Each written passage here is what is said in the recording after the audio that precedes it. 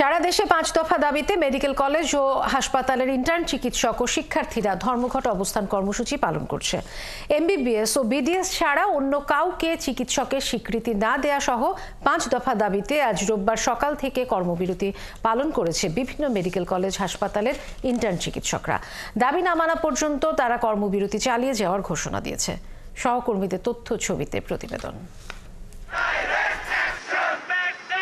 বিএমডিসির বিরুদ্ধে করা রিট প্রত্যাহার করার পাশাপাশি বিএমডিসির রেজিস্ট্রেশন শুধু এমবিবিএস ও বিডিএস ডিগ্রিধারীদের দেওয়ার দাবি জানান রাজশাহী মেডিকেল কলেজ হাসপাতালের ইন্টার্ন চিকিৎসকরা। এছাড়া বিএমডিসি থেকে ম্যাথস শিক্ষার্থীদের রেজিস্ট্রেশন অবিলম্বে বন্ধ করা ও স্বাস্থ্য খাতে চিকিৎসকের সংকট নিরসনে দ্রুত 10,000 ডাক্তার নিয়োগ দিয়ে শূন্য পদ পূরণের দাবিও জানান তারা। দাবি আদায় না হওয়া পর্যন্ত কর্মবিরতি অব্যাহত রাখার ঘোষণা দেন তারা।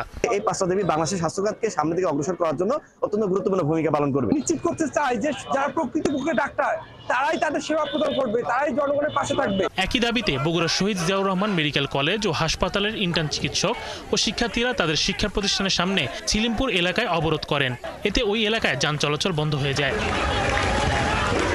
পরে সোমবার থেকে ইন্টার্ন চিকিৎসক হাসপাতালে ও শিক্ষার্থীরা কলেজে কমপ্লিট শাটডাউন কর্মসূচি ঘোষণা করেন। পাস করে তারা ডাক্তার নিজে ঘোষণা করে রিট চলতেছে আদালতে, সেটা অলরেডি 90 বার পিছানো হয়েছে, যেটা আসলে হাস্যকর। প্রেসক্রিপশন ছাড়া অ্যান্টিবায়োটিক স্টেরয়েড যেগুলো ইউজ করতেছে এগুলো হচ্ছে নরমাল মানুষের শরীরে অনেক পার্শ্ব প্রতিক্রিয়া সৃষ্টি করতেছে। যেমন একটা ছোট বাচ্চা পিডিয়াট্রিক্সের পেশেন্ট, তাকে তারা অ্যান্টিবায়োটিক দিয়েছে, একদম লাস্ট লাইন অ্যান্টিবায়োটিক, যেগুলো আমরা একদম শেষে ব্যবহার করি। চট্টগ্রামেও রবিবার সকাল 8টা থেকে হাসপাতালের সব ওয়ার্ডে দায়িত্ব পালন থেকে বিরত রয়েছেন ইন্টার্ন চিকিৎসকরা।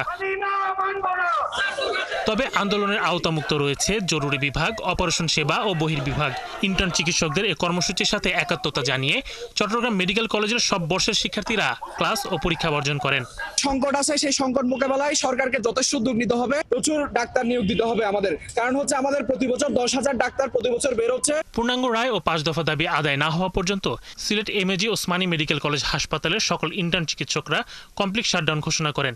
একই সাথে ক্লাস পরীক্ষা সহ সকল একাডেমিক কার্যক্রম বর্জনের ঘোষণা দেন তারা। এদিকে ময়মনসিংহ মেডিকেল কলেজের শিক্ষার্থীরা 5 দফা দাবিতে বিক্ষোভ মিছিল সহ সমাবেশ করেছেন ক্যাম্পাসে। রবিবার দুপুরে এই কর্মসূচি শেষে কলেজ অধ্যক্ষের কাছে স্মারকলিপি দেয় তারা। শরীফ আজাদ প্রীতম, 71।